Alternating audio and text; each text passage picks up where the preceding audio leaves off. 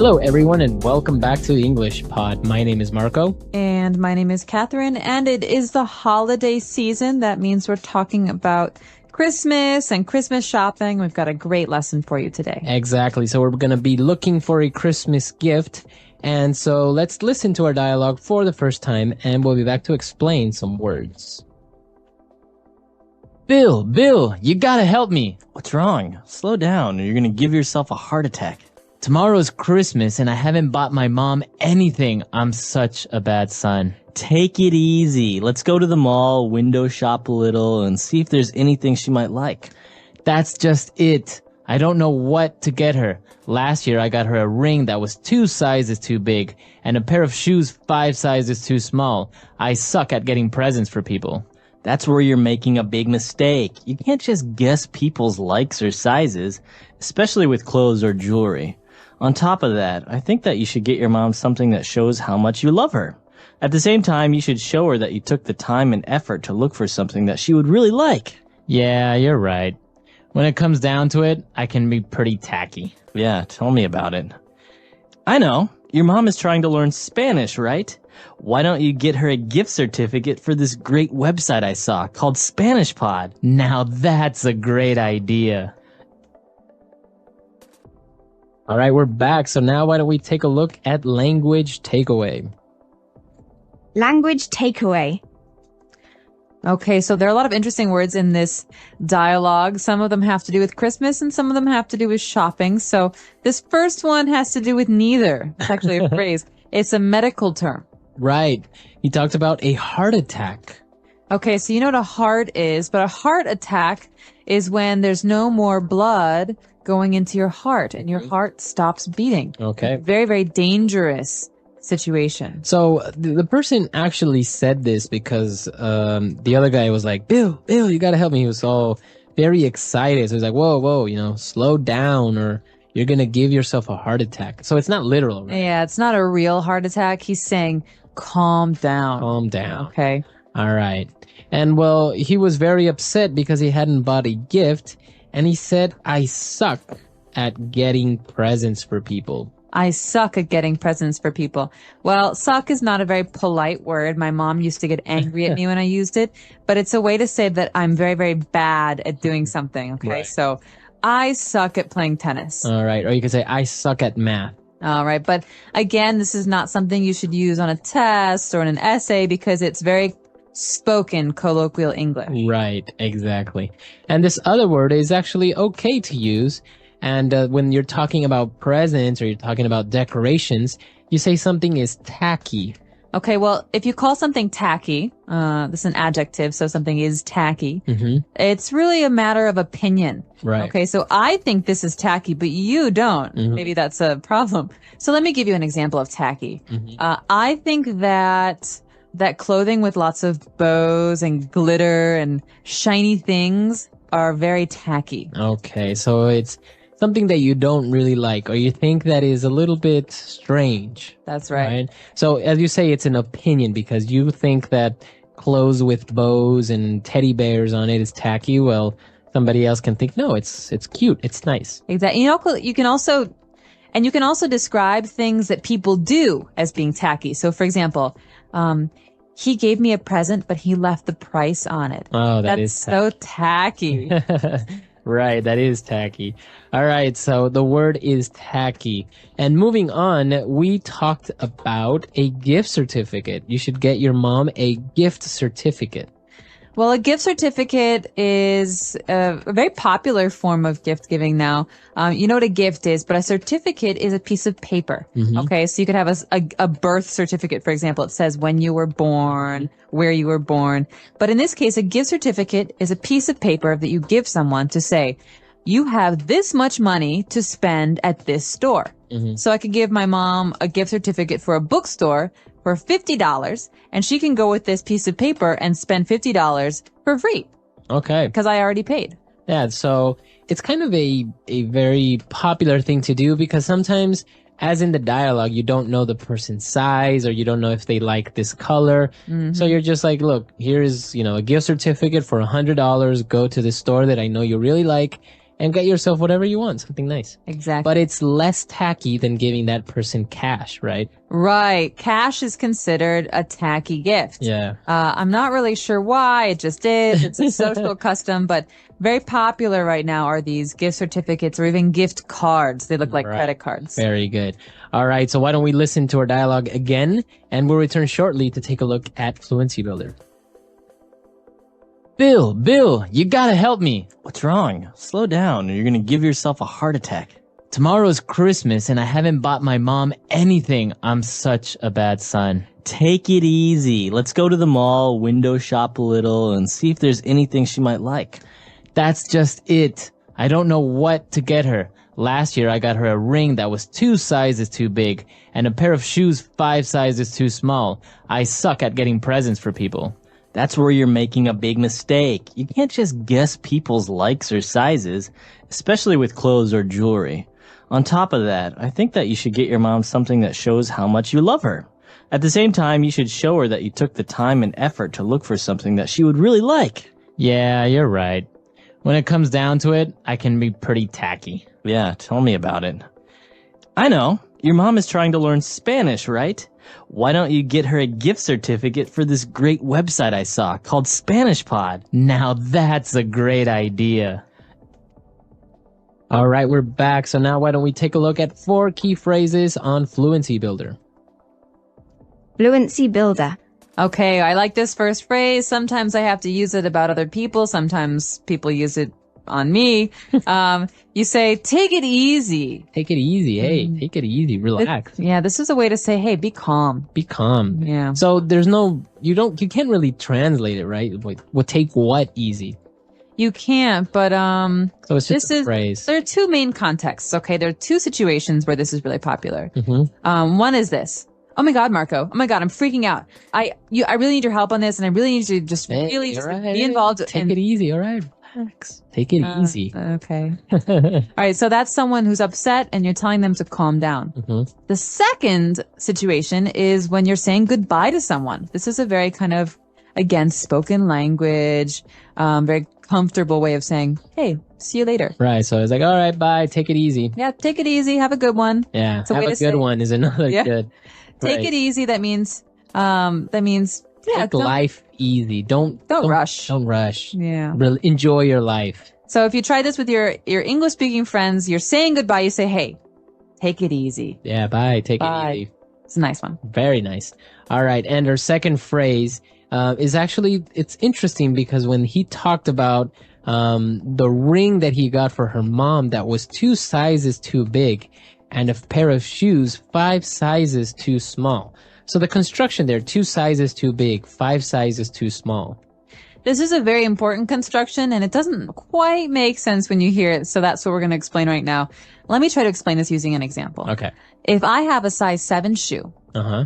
and my brother gives me a Christmas present of size 9 shoes, I say, Peter, these shoes are 2 sizes too big. Right. Okay, that's the number 2. 2 sizes, TOO, too big. That means they're too big for me by 2 sizes. Okay. Because the difference between 7 and 9 is 2. Right. But if he gives me a size 5 shoe, say, Peter, these shoes are 2 sizes too small. Mm-hmm. That means that, 5 is 2 less than 7. So this is a very popular construction. So you're saying specifically how much bigger or how much smaller the shoes are in the case with the ring or shoes or anything that has a size. Exactly. But the funny thing is you can also exaggerate. You could say, oh, this sweater is so ugly. It's 10 sizes too big for me. Mm-hmm. It's not really It's 10 not really sizes. right. So, but you can use this construction, right? Using 1 size too big, etc. Even when you're buying something to the store, to the lady in the store, you can say, "Oh, I think this shoe is 2 sizes too big. Can you give me a smaller pair?" Exactly. All right. And our third phrase for today, when the person said, "Yeah, you're right. When it comes down to it, I can be pretty tacky." So we looked at tacky, but what does he mean when it comes down to it? Okay, well, it is very confusing sometimes when we talk about phrases in English, but when it comes down to it is a way to say, in reality, or actually, or the truth is yes. So it's a way to say something is truthful. Okay, so I can say, when it comes down to it, Catherine is a good friend. Oh. right? So when times are tough or in the end, or actually maybe you have your small faults, but you are a good friend. Right. Or when it comes down to it, Marco is a really hard worker. So sometimes he likes to play video games, but when it's a really important, he will work really hard. Very good. So very good uses of this phrase, and you can use it in many different contexts. And for our fourth phrase, when the person said, yeah, tell me about it. What does it mean, tell me about it? Tell me about what?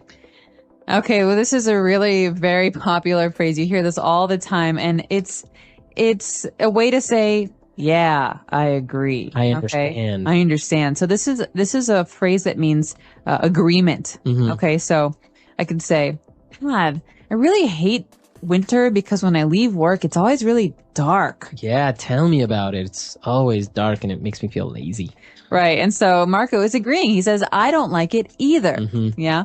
So this is a very, very spoken language way of agreeing with someone. So you say, yeah, tell me about it. Right. So it's very natural. It's a very natural way of agreeing with someone, right? Exactly. All right. So great phrases. Why don't we take a look at our dialogue for the last time, and we'll be back to talk a little bit more. Bill, you gotta help me. What's wrong? Slow down or you're gonna give yourself a heart attack. Tomorrow's Christmas and I haven't bought my mom anything. I'm such a bad son. Take it easy. Let's go to the mall, window shop a little, and see if there's anything she might like. That's just it. I don't know what to get her. Last year I got her a ring that was 2 sizes too big and a pair of shoes 5 sizes too small. I suck at getting presents for people. That's where you're making a big mistake. You can't just guess people's likes or sizes, especially with clothes or jewelry. On top of that, I think that you should get your mom something that shows how much you love her. At the same time, you should show her that you took the time and effort to look for something that she would really like. Yeah, you're right. When it comes down to it, I can be pretty tacky. Yeah, tell me about it. I know. Your mom is trying to learn Spanish, right? Why don't you get her a gift certificate for this great website I saw called Spanish Pod? Now that's a great idea. All right, great. So now that the all right, so as we said, gift certificates are a good idea, but what else do you like to give as Christmas presents? Personally, I like things that people really think about and spend their time doing or making. So I like, for example, my mom is a beautiful quilter. She makes these big blankets and quilts them. And sometimes she even quilts names of people and stuff. And so those are really wonderful gifts because they're, the person thinks about you and who you are and what you want. And so I like to be able to give gifts like that, but I'm not necessarily that creative.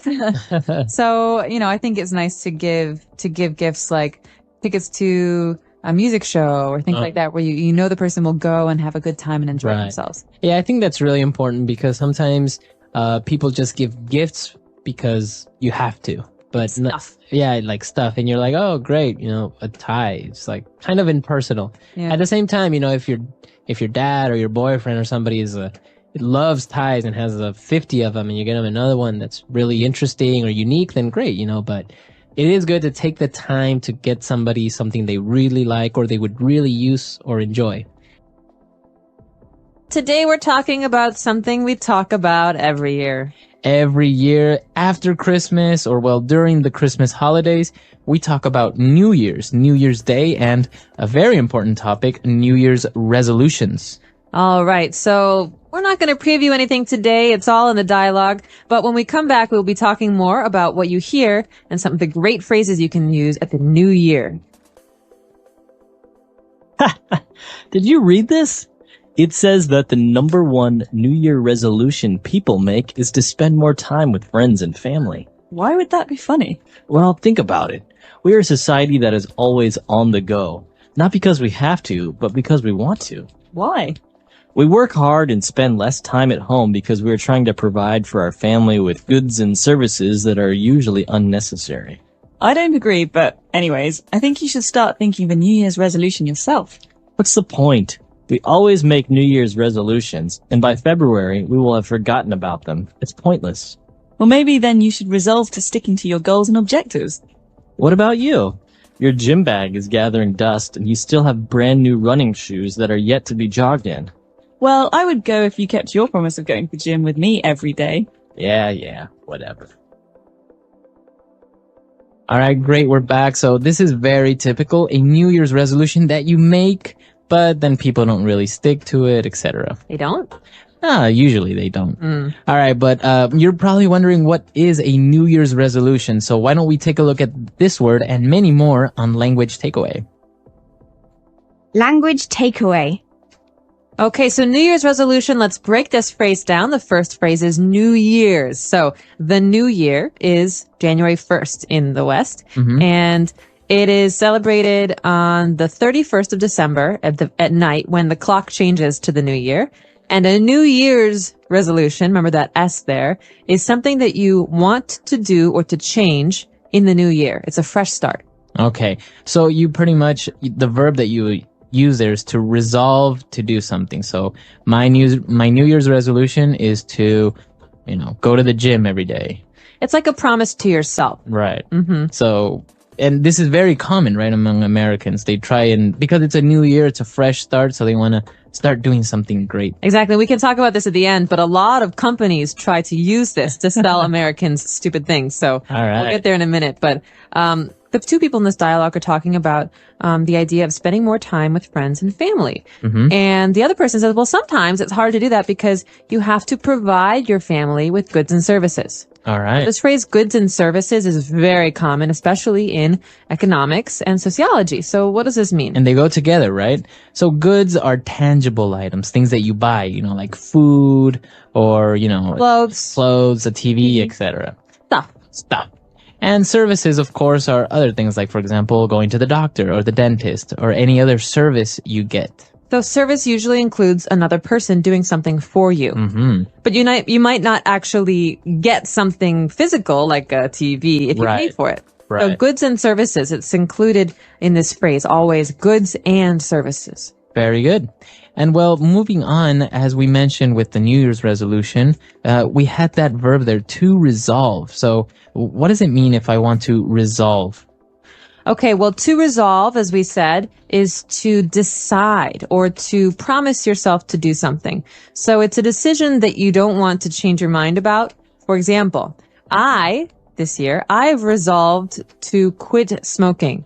That means I've made a decision for myself and I'm going to do it. Okay, very good. It's very strong. And not to be confused with to solve, right? It has no real relation there, right? No, to resolve to do something is to have a strong passion or interest in doing something for yourself or changing an action. Very good. And well, our last word for language takeaway is brand new. Something that's brand new. Brand new. So buy a brand new car. Come down to Captain's Car Lot. So brand new is something we hear a lot in marketing. It's also something that these words just go together very often. And something is new. Okay, you just bought it or it just came out. But something that's brand new is really fresh, really new. So brand new, a brand new car, a brand new watch, etc. A brand new movie. A brand new movie or brand new cereal. Have you ever tried it? Very good. So great phrases there. Very good. So great words there. Why don't we listen to the dialogue again? And we'll be back with 3 phrases. Did you read this? It says that the number 1 New Year resolution people make is to spend more time with friends and family. Why would that be funny? Well, think about it. We are a society that is always on the go. Not because we have to, but because we want to. Why? We work hard and spend less time at home because we are trying to provide for our family with goods and services that are usually unnecessary. I don't agree, but anyways, I think you should start thinking of a New Year's resolution yourself. What's the point? We always make New Year's resolutions, and by February, we will have forgotten about them. It's pointless. Well, maybe then you should resolve to sticking to your goals and objectives. What about you? Your gym bag is gathering dust, and you still have brand new running shoes that are yet to be jogged in. Well, I would go if you kept your promise of going to the gym with me every day. Yeah, whatever. All right, we're back. So now let's take a look at these 3 phrases on Fluency Builder. Fluency builder. Okay, this first phrase is very common at gas stations and fast food chains. When we say on the go. All right. So he mentioned that we are a society that is always on the go. It means we're always moving. Exactly. So you're always going to work, going home from work, going to the store, going to the school to get the kids, always moving, moving, moving. So that kind of action, that kind of life is on the go. Okay. You can also say eat on the go. That means I eat while I'm going somewhere, while I'm doing something. I don't sit down. Okay. So on the go. And well, talking about New Year's resolution, and we said that, well, many people resolve to do something, but they don't really do it. And we have a phrase that is used here, to stick to something. Stick to your resolution. To stick to it. So you think of tape or glue, these things that help things stick together. Okay. So in that sense, it's kind of, it's a way for you to describe continuing to do something or not stopping, not quitting, not ending it. And so I could say, remember how I said I wanted to quit smoking? Well, I'm really going to stick to this resolution because I think it's important. That means I'm not going to give up. Right. Very good. So you're going to stay with it. You're not going to give up.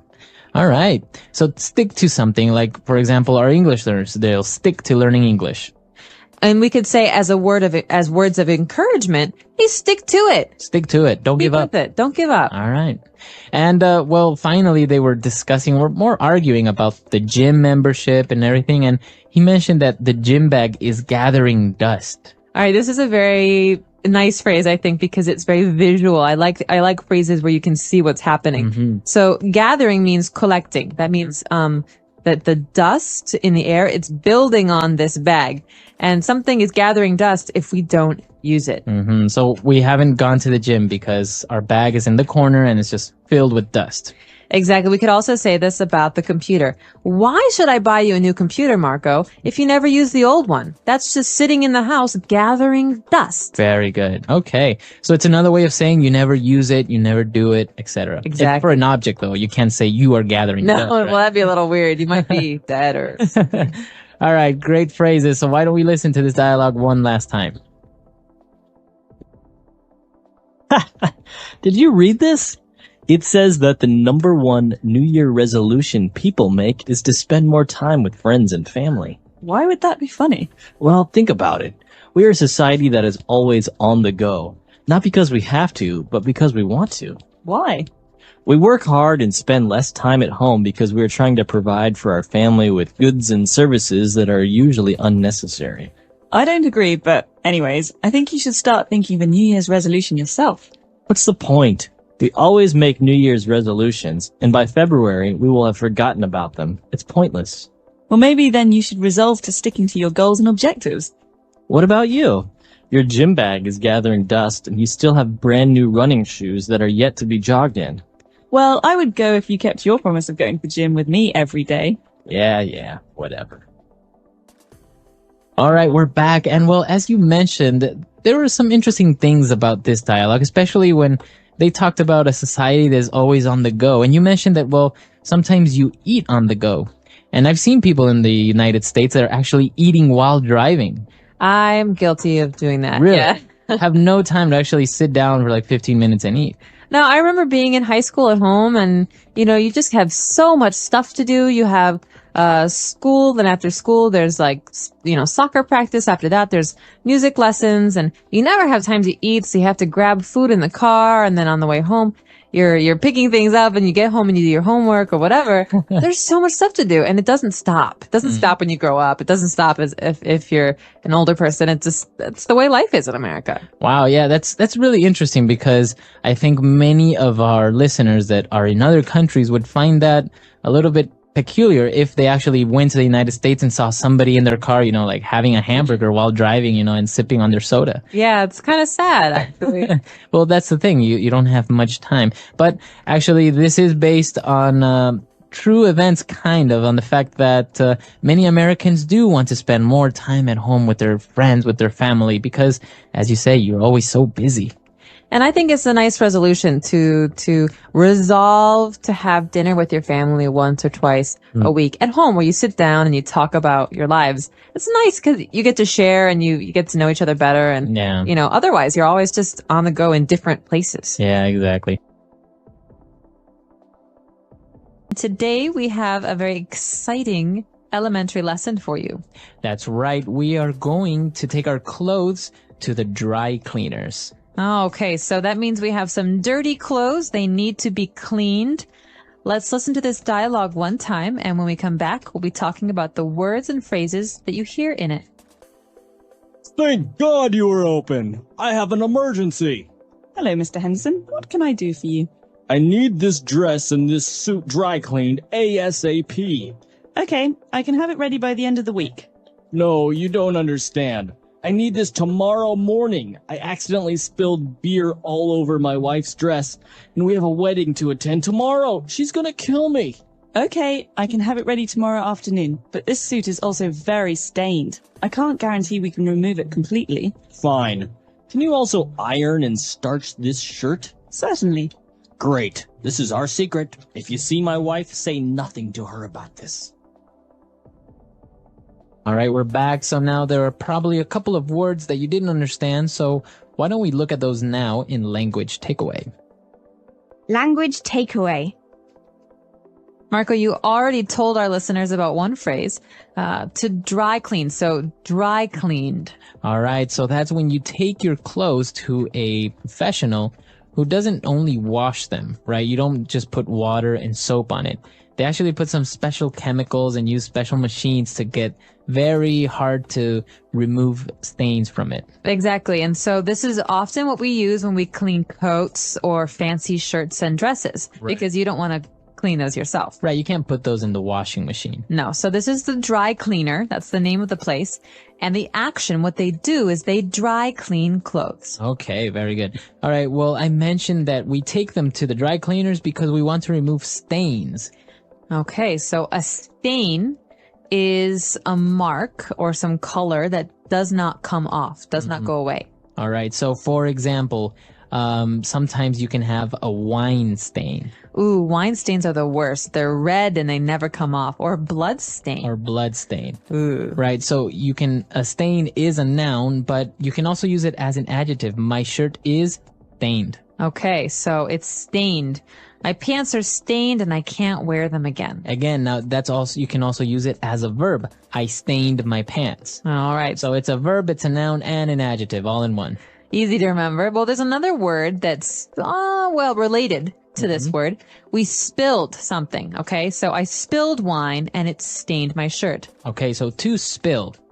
And that means that you took some liquid and you put it onto your clothes. Or you dropped it and it made a mess. Okay, right. So I spilled some milk. Okay, spilled. Now it's pronounced differently from spell, right?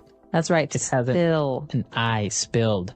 All right, now our next word is also a noun and a verb, to iron. To iron means to make something flat with no lines, okay? To smooth it out.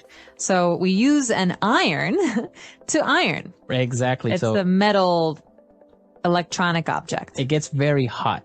So you wash your shirts, for example, and your shirts are wrinkled because you just washed them. So you need to iron them. That's right. And so you smooth them out, you flatten them with this object, an iron. Okay. And, well, usually, if you take them to the dry cleaners, they will iron them and also starch them. Okay, so to starch something means to use some powder or chemical to make something stiff or hard. So the noun or the chemical is also called starch. Exactly. So you think of a shirt with many buttons that a man wears to work. He has a collar around his neck, and that needs to be high and tall. It can't be flat and wrinkled. And so a dry cleaner will use starch to make sure that this stands up. Okay, very good. So those are 5 key words for the dialogue today. Let's listen to the dialogue again, and we'll be back with Fluency Builder. Thank God you were open. I have an emergency.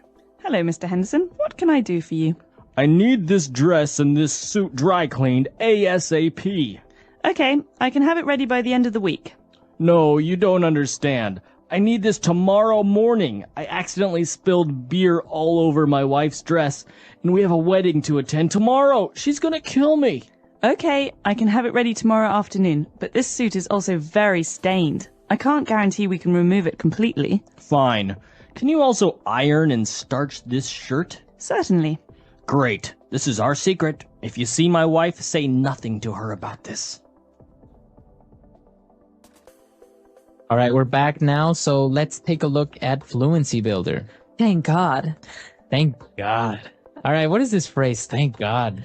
Okay, this is a phrase we use in English to say that we're happy about something or that we're relieved. Okay. So maybe I'm nervous that the mail isn't going to come today. And then the mail comes and I say, "Oh, thank God. The mail came." Yeah. Okay. I'm happy. I was hoping it would come. So you're relieved. Thank God. Now, is it, we are using the word there, God, but it doesn't really have like a religious connotation that much, right? Not anymore. No. It's usually just a phrase. Exactly. Okay. Now, what about this acronym ASAP or ASAP? ASAP. So as soon as possible. Okay. It's an acronym. So the first letter comes from the word. It means as soon as possible, very quickly, right away. You always hear that in an office setting as well. I need those papers ASAP. I need those reports ASAP.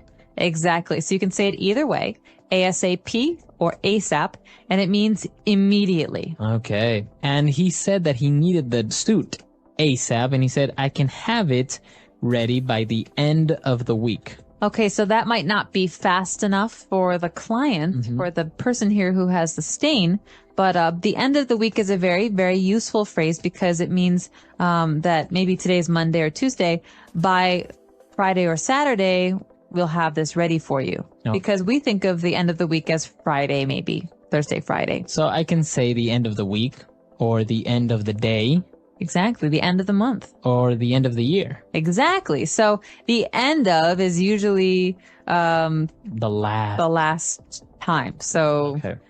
thank goodness it's the end of the week. I'm ready for my weekend. Very good. Okay.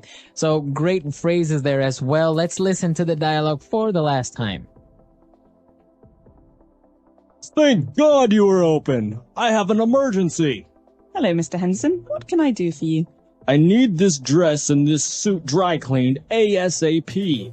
Okay, I can have it ready by the end of the week. No, you don't understand. I need this tomorrow morning. I accidentally spilled beer all over my wife's dress, and we have a wedding to attend tomorrow. She's gonna kill me.